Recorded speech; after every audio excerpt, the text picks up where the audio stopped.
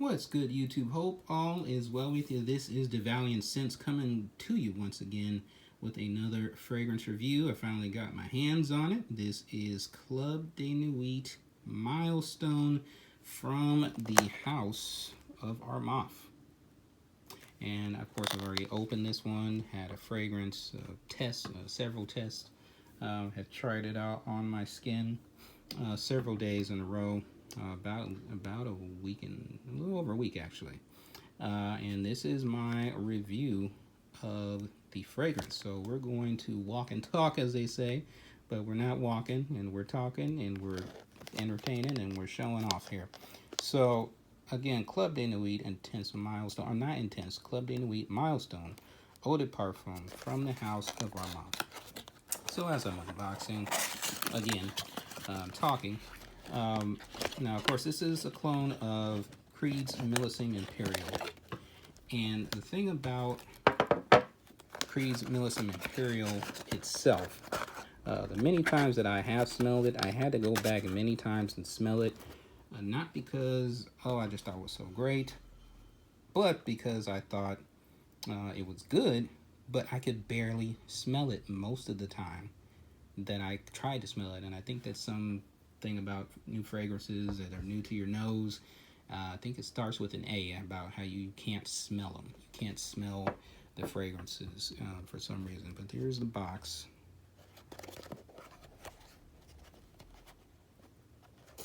There's our mouth on the top. And here's the bottle. It is a fingerprint magnet, but it is still very nice, like the all gold. Let me get a wipe down here. Still gonna be touching it, so I don't know if this is gonna make a difference or not. But I try for you. But yeah, show you this side too. Club de Nuit. It's a nice bottle. It is a nice bottle. But yeah, couldn't smell Creed Millesime Imperial, so I'm figuring this with a cheaper version, although Armaf does make good fragrances in my opinion, good quality clones of more expensive fragrances. I thought it would be different. I figured this would be in a cheaper fragrance. One or two notes would be amped up while everything else would be in the background. But this is not.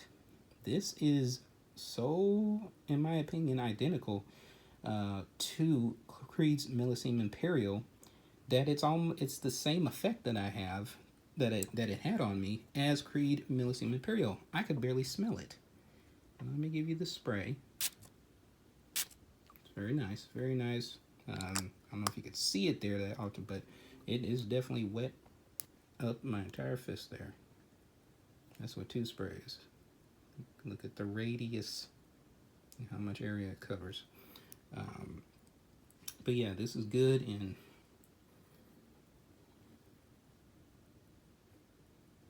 yeah, it's very light. It's very faint. It's very light. It's very faint. I can barely smell it. But what I do pick up is, the things of Millesime Imperial, which are the sea salt, which are the watermelon. However, I've always imagined watermelon to smell just like it tastes and smell when you're actually eating the real thing, is to smell sweet. There's no sweetness in this, in my opinion. It's barely a fruity vibe, where you get, I guess, a fruity watermelon in the sense that maybe you get a sour watermelon, kind of a sour, and I get that, the sea salt is going to play a role in that. But just like Creed's Millesime Imperial, what I could barely smell, but what I did get from it, even though it's very light, and I had to spray it several times, was a very light, sea salty, fruity, if you want to call it fruity, smell. When I smell this, I'm trying to think of watermelon and picture it in my head, right? But I'm getting the watermelon rind, the white part, not the green part, but the white part. After you've bitten down on the red part and you're enjoying it so much, and you bite down too deep and you bite down that white part, and you eat that white part that tastes really sour. That's what this smells like. Now, they've still done an incredible job in terms of duplicating Creed's Millesime Imperial, and to that effect, it smells identical to me. It smells very good in terms of getting on point with Creed's Millesime Imperial. But with this being a cheaper fragrance, I was actually hoping for one or two notes to be amped up and everything to be in the fade out in the background, because if it being a cheaper fragrance and I wanted something that was going to project, I want something that other people are going to smell on me. So in that regard, I'm actually disappointed that this is not acting like a cheap fragrance. It's acting like it's just like the original. And I know that probably is backwards, but you know, if I wanted Creed Millicent Imperial, then I would go buy that. But because of, again, I'm not, because of how it smells and I can barely smell it, I'm not going to pay $300 a bottle for something I can barely smell, let alone think that the smell is nice but not spectacular. Not spending that much money. For this, I paid about 40 after tax, $45, I think, or maybe 46, somewhere along there. And let's get the bottle, the box back in there. Nice box, nice box. And yeah, it's good for a daily driver, I would say, or daily, going to get the laundry done, running an errand to the grocery store real quick, or picking up something, going to get gas for the car, going to get a car wash, just, little stuff like that. But I wouldn't have paid more than what I paid for this, for this fragrance. I just don't think it's all that great. So it's good. It's good. It's nice for the price. But it's not one of those hidden gems, I would say. Hidden gem is something like, man, it's only $45, but it smells like it could be a $300 fragrance. But again, for me, even Creed's Millicent Imperial, it to me is not worth paying $300.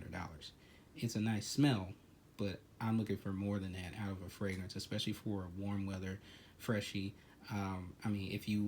If I had to compare this to something that is what I am definitely talking about, is something that I already have had in my collection, something I've already reviewed, and that's Bulgari's Aqua Amara. That is something that you pay $40, but that goes for, I wouldn't mind paying well over $100 for that. But this is not it. This is not it. Let me go over the notes for you. The main accords are marine, aromatic. I really don't get aromatic from this. Marine, but I do get powdery, woody, musky, violet, fruity, citrus, salty, and amber. Even with the dry down, when this dries down, I don't get any amber.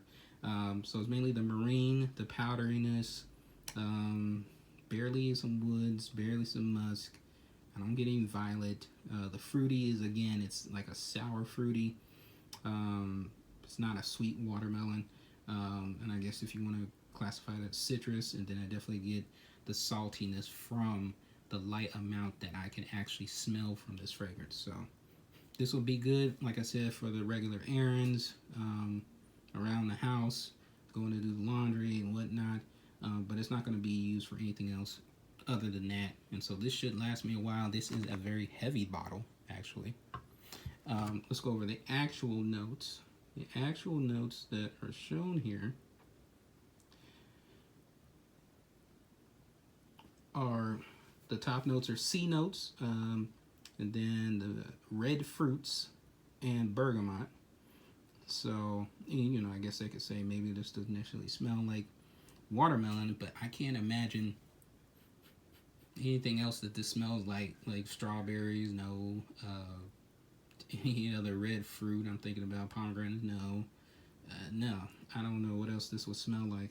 And then bergamot, I don't really get bergamot from this. It's a freshie, definitely, but I don't really get bergamot. Middle notes are violet, white woods, and sandalwood. Base notes are musk, ambroxan, and vetiver. I've always understood ambroxan to be a note that really amps up a fragrance and pushes it out there, projects for you, and I don't get any type of projection from this. So I highly doubt there's actually ambroxan in this. Now maybe my understanding of ambroxan is incorrect, but from a lot of reviewers and then studying the note itself, that's what I've learned from it to be. It's supposed to be a carbon copy of ambergris, which is an expensive note, which I think is supposed to be in Millicent Imperial, but ambroxan is the cheap version of that, and for a lot of fragrances, cheaper fragrances, in particular Dior Sauvage, Ambroxan is the main note that really projects it out there, which is why a lot of women love it.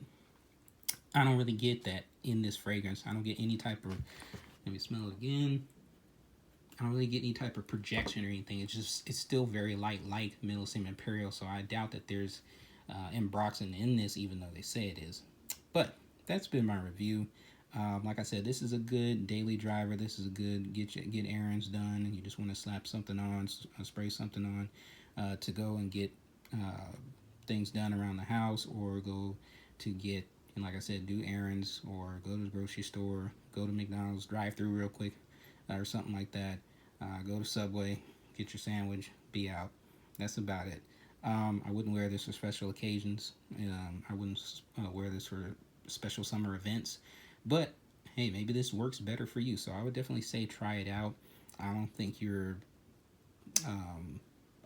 missing out, or gonna go, get cheated. You're not getting cheated if you pay no more than $45 for this. This is good for $45. It's not spectacular, but it's good. So, again, believe until you stop breathing is what I always say. This is the Valiant Sense. I'll see you in the next video.